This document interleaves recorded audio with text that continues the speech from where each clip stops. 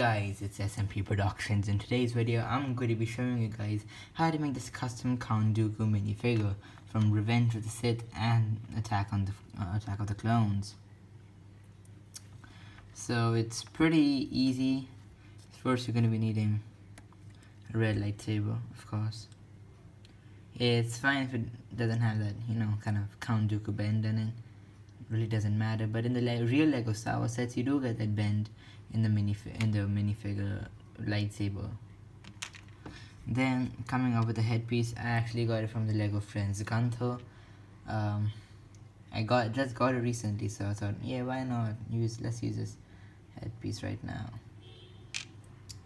Then the faceprint's actually from Batman Series 2, Superman Zad faceprint. I thought it's pretty accurate for Count Dooku because they both have white beards, they both have got bushy eyebrows, and they both have kind of got the sad look.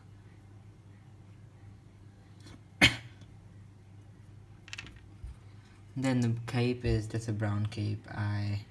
You can take it from a Jedi. I took it from the Catman, yeah, that's right, not Batman, Catman, from the minifigure packets. So yeah.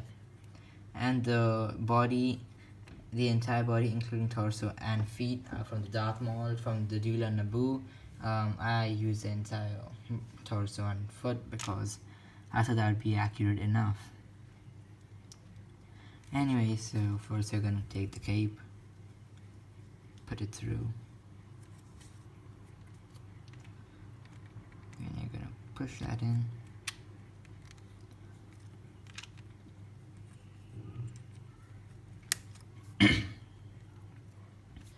Yeah guys, so this is my Count Dooku custom figure.